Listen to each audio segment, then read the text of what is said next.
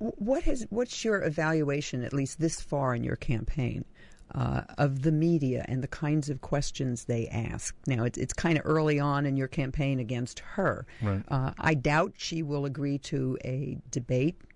I'd love to have it happen. I mean, you're more than welcome. We'll do it on this show. Come on in here, But incumbents never want to do that. But in any event, what's your evaluation of the media so far, or is it too early to even ask you that question? Are the kinds of questions they ask of you versus her, that kind of thing? It's too early to tell. The truth is, they haven't really paid much attention to this campaign just yet. They will, though. We have a lot of material. We have the right team set up, and we're going to take the fight right to her. So it's going to be a much more interesting campaign here in San Francisco than we've seen before. Excellent. It's about time. Ray in Livermore is on the line, giving us a call here on KSFO. Go ahead, Ray. Hey, thanks, Barbara. Always a great guest, and John, the best of luck to you. I talked to David Harmer at the Tea Party, and he said an interesting line. He said that they told him it was impossible for a Republican to win in the 10th district. And he said, and then I went out and promptly proved it. And I hope that's not the same case in San Francisco.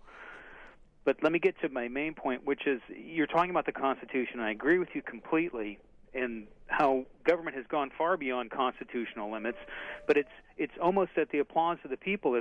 If we don't have a lack of funding problem here, we have a spending problem. And if you go after waste and fraud and abuse or things that are unconstitutional, like you said, you're going to hit brick walls. Social Security is unconstitutional, but there it is, and you can't take it away. You can't change it. If you go after, again, the waste, fraud, and abuse in the schools, they're going to say you hate kids. If you go after the waste in social services, you hate the old and you hate those who are in need. So what's your question?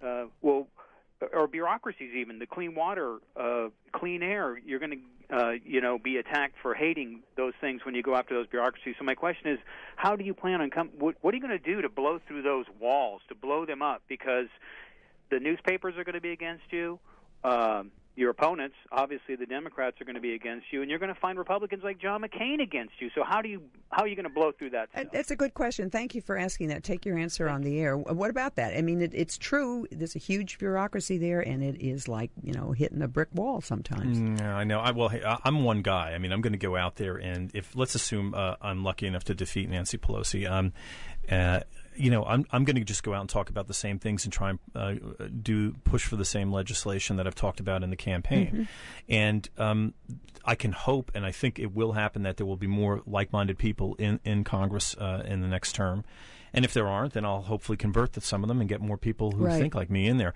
And we'll succeed as well as we can. The truth of the matter is this, is that we should have cut spending before. We must cut spending now. If we don't, the whole thing is we could have a situation where you could have a collapse of the dollar, and then we might not have much of a federal government left over anyway. So because if you have a collapse of the dollar, you would have to reconstitute a currency. But what happens with folks out in, let's say, Montana and Idaho and Wyoming who say, why would we get involved with another centrally planned monetary system out of Washington, D.C., when we just had all of our stored wealth destroyed? Mm-hmm. I mean, I think that the republic hangs in the balance, and that's one of the reasons why I'm in the middle of this, why I got involved in politics just a couple of years ago. So it's not. I'll do what I can in the meantime, but economic laws are just like the laws of physics; they can only be denied for so long. Exactly, because the truth is the truth. It's not going to change. Let's go to Mike in San Rafael. Hey, Mike, you're on KSFO with my guest John Dennis, running on the GOP ticket against Nancy Pelosi. Hi, John. My question is concerning Israel. They're a longtime ally of the United States, and Barack Obama seems to be taking a stand against Israel, and I'd like to know, what you would do if you were in Congress to be for Israel and not against. That's a good question, and I think that it's a shame that anyone would attack any country or criticize any country for defending themselves. You'll never hear me do that. I will never criticize Israel for defending herself. I have to admit to you, though, Mike, I'm not a big fan of foreign aid, but it's probably in terms of priorities, it's probably down about the 8,000th on the list of things that I'd like to go after because it's really not very much. But I say if we're going to give out foreign aid, I say we stop giving it out with the strings attached. We give out aid in this country to folks all the time and don't tell them how to live their lives. I say we do the same thing with Israel. Give them the money. Either we give it to them or we don't. If they want to build, settlements in East Jerusalem, there are tough, smart, capable people in Israel who know what the consequences are, and they'll deal with them. It's their decision to make, and we shouldn't treat them like a kid brother. I think we leave them alone and let them run their lives. Thank you for that question, Mike. In terms of Israel, the difference between giving foreign aid and supporting an ally. Right. My sense is that we're not supporting an ally, and they need us, and I think we need them in the Middle East too, because they're the only democracy in that area of the world. Just as I have concerns about what this administration would do if Taiwan were threatened. We're supposed to defend them.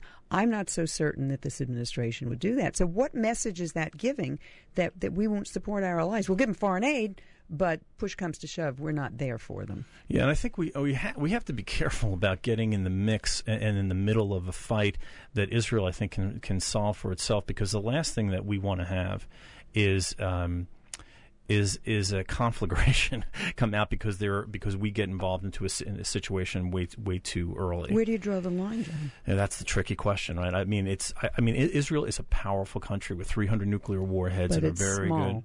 It's small, but I mean, if you look at the threats around them, they are also pretty small too. I mean, if you look at, Egypt, I wouldn't call them a friend, but they're certainly, an ally of ours. They're the second biggest recipient of foreign aid. They're no threat to Israel. Jordan's not a threat.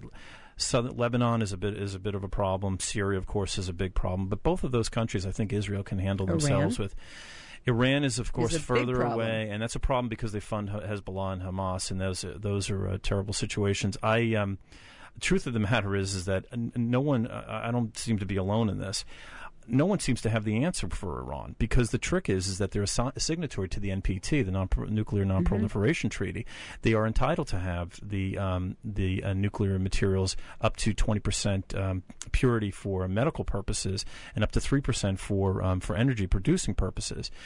If we were to go after them any harder than what we're doing right now, all the other 193 signatories to the NPT, who are probably at 182 that don't have nuclear power, nuclear weapons, they're all going to say, why did we sign this thing? Is this worth the paper that it's written on? Well, but they ignore all the sanctions anyway, so they're sort of spitting in our face every time we turn around, too. Iran is ignoring the sanctions? Yeah. They're just doing what they want to do. I mean, even Ahmadinejad's last statement was it's the sanctions are not worth the paper they're written on. Yeah, because, we also have to remember, too, that Israel, and sadly they were condemned for doing this, but they bombed the Osirak nuclear reactor in Iraq in 1981, right? Good for them. Okay, that was great, except for the trouble is that when we went into Iraq in 1990, we found that Saddam Hussein had driven the nuclear program underground. So now there was no IAEA inspections, there was no CIA, transparency there or anything. And if you bomb Natanz, if you bomb Qom, if you go after the heavy water and the light water sites in Iran, you could end up and will likely drive that program underground. Right now, there are cameras at Natanz, there are cameras at Qom. We have visibility there. But they also have underground. I mean, part of at least what I've read that they have underground facilities too. Anyway, which is where they're doing the secret stuff. So I'm not sure I trust any of them, frankly. You have a little bit of transparency now, though. So really little. It's no one. I have to say, even the most hawkish people are not suggesting at this point that you go after Iran militarily. Yeah. And I think. We're just between a rock and a hard place. Exactly. Speaking of by the way, rock. we had the same discussion with India and Pakistan for 40 years. We went after them, and once they got their nuclear weapons, then we welcomed them into the club with open arms. And look at where they are today, though. And that's we're what dealing with Pakistan and dealing with the Taliban and all of that. I mean, it's just more of the same. And as you said, nobody has the answer. It's all an educated guess.